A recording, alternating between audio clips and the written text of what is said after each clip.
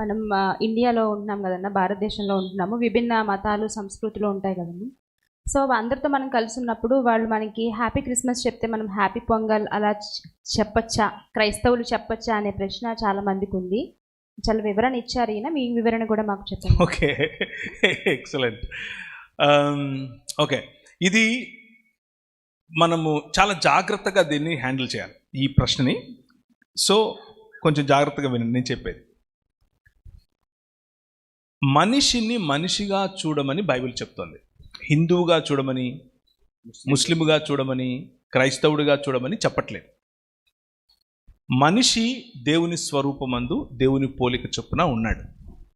క్రైస్తవుని పోలిక చొప్పున, హిందూ పోలిక చొప్పున, ముస్లిం పోలిక చొప్పున లేడు. అందరికీ దేవుడు ప్రతి మనిషి ఎవరైనా సరే దేవుని స్వరూపము, దేవుని పోలిక.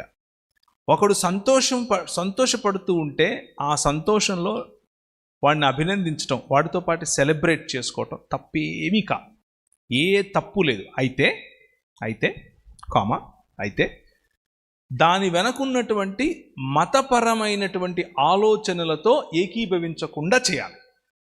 మళ్ళీ చెప్పనా, సంతోషంలో పాల్గొనాలి, కానీ మతపరమైనటువంటి ఆలోచనలు, విగ్రహపరమైనటువంటి ఆలోచనలతో పాల్గొనకుండా చేయాలి. ఆరాధన. విగ్రహపరమైనటువంటి ఆలోచనలు అంటే ఏమిటంటే, ప్రతి విగ్రహము ఒక భావజాలంతో వస్తుంది. ఉదాహరణకు హోలీ అంటే ఏంటి? తెలుగు ఇంగ్లీష్ హోలీ కాదు, హోలీ పండగ. హోలీ కాదు, రంగులు కాదు, రంగులు బైక్ కనిపిస్తాయి. దాని వెనకున్నటువంటి భావజాలం ఏమిటంటే, హోలిక అనే ఒక స్త్రీని కాల్చి చంపిన దినం అది. మళ్ళీ చెప్పనా, హోలిక అనేటటువంటి ఒక స్త్రీని దహించినటువంటి, హోలికా దహన్ అని ఈ రోజుకు కూడా ప్రతి హోలీ పండుగ రోజు చేస్తారు. Do you agree with it? ఒక స్త్రీని నడి రోడ్డున కాల్చి చంపడం, కిరసనాయలు పోసి హ్యాపీ హోలీ అని చెప్పగలమా? రంగులు పోయేంత వరకు నో ప్రాబ్లం, కలిసి ఆడేంత వరకు నో ప్రాబ్లం, కానీ ఆ భావజాలంతో నేను ఏకీభవించను. ఎలా చెప్తావు? Be creative in doing that. ఆలోచించి నీ నీ నీ భావజాలాన్ని, నేను దాంతో ఏకీభవించను, కానీ నువ్వు సంతోషంగా ఉండడం నాకు ఇష్టం, నీతో పాటు నేను సంతోషంగా ఉంటాను అని చెప్పే పరిణతి నీలో రావాలి. It's a very thin line, చాలా థిన్ లైన్. ఇంకో పాయింట్ ఏంటంటేనా, ఇప్పుడు అది చేసే వాళ్ళకు కూడా చాలా మందికి ఆ హోలిక అనే దాని గురించి తెలియదు. ప్రతి ఒక్కరు చేస్తారు. ఇప్పుడు చేసేవాళ్ళు, సెలబ్రేట్ చేసుకునే చాలా మందికి కూడా పాత హిస్టరీ, ఓకే, అది ఎలా పుట్టింది, ఎందుకు సౌత్ ఇండియాలో తెలియదేమో కానీ అని ఇక్కడ మహారాష్ట్ర మొదలుకొని కాశ్మీర్ వరకు హోలీ యాక్చువల్గా నా చిన్నప్పుడు సౌత్ ఇండియాలో ఎక్కడ ఎవరు చేసేవాళ్ళే కాదు. అవును, హైదరాబాద్లో మాత్రమే చేసేవాళ్ళు. ఇప్పుడు వస్తుంది. కానీ హోలీ రోజు ఏం చేస్తారంటే, హోలిక అనే ఒక మొద్దు పెట్టి దాని మీద కిరసనాయలు పోసి కాలుస్తారు. అంటే హోలికా దహన్ అంటారు. వద్దులండి, హోలిక పక్కన పెట్టేద్దాం. విజయదశమి ఏం పండగది చెప్పండి? సంక్రాంతి? అదే సార్. దసరా అంటే అర్థమేంటి సార్? దేవి నవరాత్రి. నీ కాలం. దసరా అంటే 10 తలకాయలోని చంపిన దినమయ్యా. దశహర. పండగలన్నీ చంపినందుకే చేస్తారు. మీకు అర్థమవుతుందా? సంక్రాంతి ఒక్కటే మన పండగ. ఎస్, మనకు కూడా ఉంది హార్వెస్ట్ ఫెస్టివల్. బైబిల్ గ్రంథం చెప్తోంది కోతకాలపు పండగ సంక్రాంతి. సంక్రాంతి అన్ని సంస్కృతుల్లో ఉంది.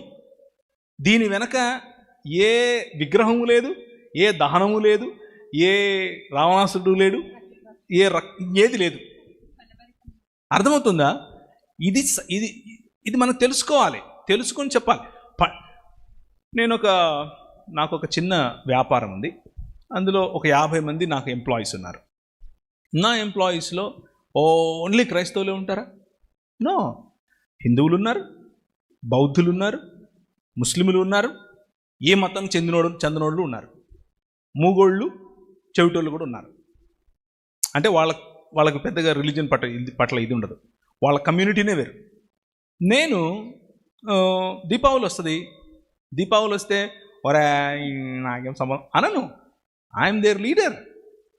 నేను నా దగ్గరికి వస్తారు, సార్ మా పండుగ సార్ అంటారు.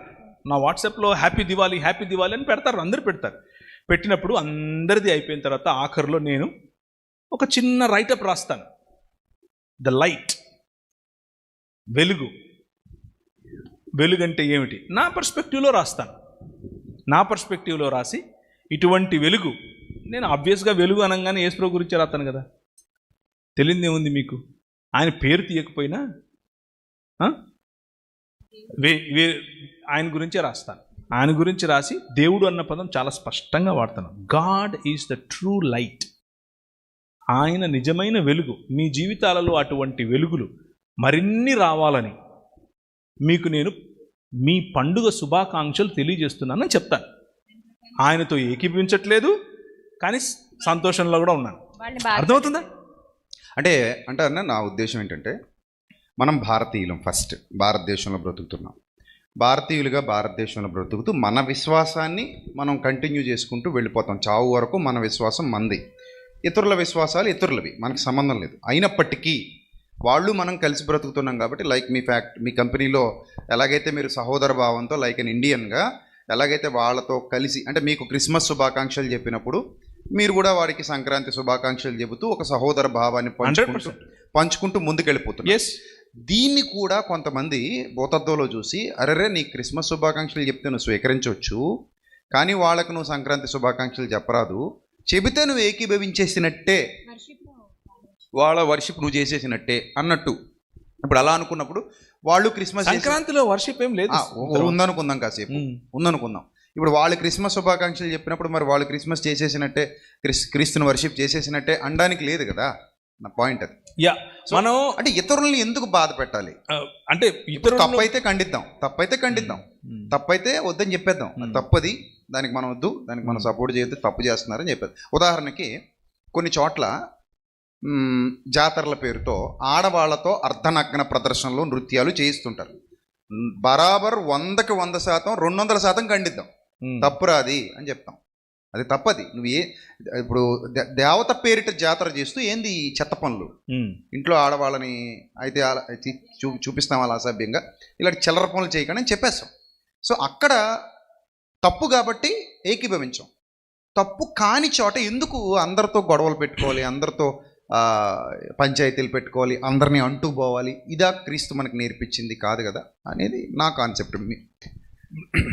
దాన్నే నేను ఎలా అర్థం చేసుకుంటున్నాను అనంటే, నేను ఏకీభవించ అవసరం లేకుండా, అవతల వ్యక్తి యొక్క భావజాలాన్ని నా నెత్తిన పుణుపుకోకుండా, ముఖ్యంగా ఆ భావజాలం ఒక విగ్రహాన్ని తీసుకొస్తుంది. ఆ ప్రతి విగ్రహం, ఆ విగ్రహం వెనుకున్నటువంటి ఆలోచన విధానం, ఆ విగ్రహం వెనుకున్నటువంటి భావజాలం ఏదైతే ఉందో అది మనల్ని మెల్లిమెల్లిగా పడుతుంది, నాశనం. దూరంగా ఉంటూ మన బ్యాలెన్స్, మన ఆలోచన విధానం అంటే మత ఛాందస్వాదం కాదు. నేను ఈ మతానికి చెందినని కాబట్టి నేను నీకు హ్యాపీ సంక్రాంతి చెప్పను, హ్యాపీ రంజాన్ చెప్పను, అట్లా కాదు.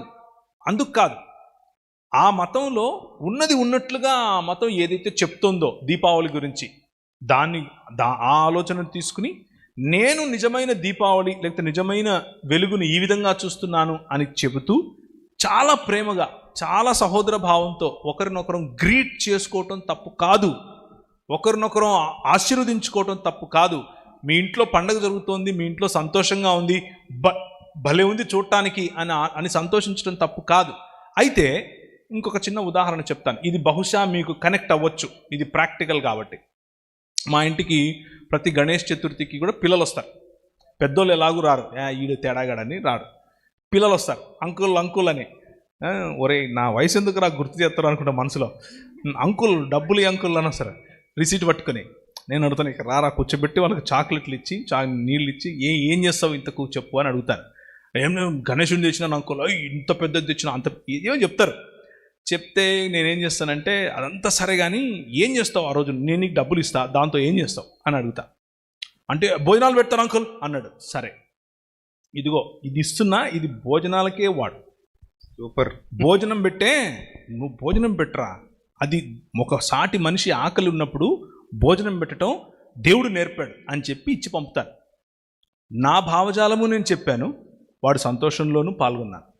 మీకు అర్థమవుతుంది? దాంతో ఏకీపించినట్టు అవసరం కాదు. లేదు, నన్ను ఇప్పుడు ఏకీపించక్కర్లేదు. ఒకరోజు చర్చిలో నన్ను అడిగారు, అన్న మా చుట్టుపక్కలంతా వేరే ఇతర విశ్వాసాలకు చెందిన వాళ్ళు ఉంటారు, మేము క్రిస్మస్ చేసుకున్నప్పుడు వాళ్ళు మాకు అడగకుండానే ఏదైనా మీటింగ్ పెట్టినప్పుడు డబ్బులు ఇస్తారు, మేము దాన్ని యూజ్ చేస్తుంటాం. చర్చి కట్టినప్పుడు కూడా మేము పుస్తకాలు ఇస్తే వాళ్ళు మాకు మనీ ఇస్తుంటారు, మేము యూజ్ చేసుకుంటాం.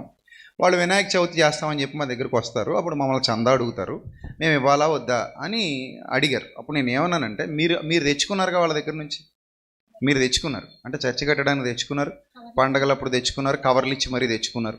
మరి అలాంటప్పుడు మీరు తెచ్చుకున్నప్పుడు ఈ ఊరికి ఆ ఊరు ఎంత దూరం, ఆ ఊరికి ఈ ఊరు ఎంత దూరం, మీరు కూడా ఇవ్వాల్సిన వాళ్ళే ఉంటారు. వాళ్ళు ఏ విధంగా వాడతారనేది మీకు అనవసరం, మీరు ఏ విధంగా వాడతారనేది వాళ్ళకి అనవసరం, ఇచ్చారు. సో ఇప్పుడు మీరు కూడా మరి ఇవ్వాలి తెచ్చుకున్నప్పుడు. వన్స్ మీరు తెచ్చుకోలేదు అనుకుందాం, అప్పుడు ఇంకొక ఆప్షన్ ఉంటుంది, మీరు తెచ్చుకోలేదు అనుకుందాం. అప్పుడు మీరు ఒకటి అనొచ్చు, నేను ఎప్పుడు మిమ్మల్ని ఏం అడగలేదు, మీరు కూడా నన్ను ఏం అడగండి అని కూడా అనొచ్చు. అది మీ రైట్. అది లేదా నేనైతే ఏం చేస్తానో కూడా చెప్పానన్న, నేనైతే ఏం చేస్తానంటే మీరు సేమ్ ఇదే ఏం చేస్తారా, మీరు భోజనాలు పెడతామన్నా, అన్నదానం చేస్తామన్నా, అయితే దానికే వాడండి. సేమ్ ఇదే విషయం చెప్పాను నేను, దానికే వాడండి, హ్యాపీగా వాడుకోండి, యూజ్ చేసుకోండి. అలా ఇచ్చినందువల్ల ఆ విశ్వాసంతో కానీ లేదా జరుగుతున్న కార్యక్రమాలతో కానీ, లేదా ఇందాక చెప్పినట్టు ఆ జాతరలో చేసే అర్ధనగ్న నృత్య అన్ని చోట్ల చేయరు, అవి కూడా ఎక్కడో అక్కడక్కడ కొంతమంది చేస్తుంటారు, వాటితో కానీ మనం ఏకీపించినట్టు కాదు కదా. ఎందుకు ఇంత చేయొద్దు, అలాంటి వాటికి మనం సపోర్ట్ చేయొద్దు, అలాంటి వాటికి డబ్బులు ఇవ్వద్దు, అలాంటి వాటి చోటుకి వెళ్ళొద్దు, అలాంటి వాళ్ళని ప్రోత్సహించొద్దు.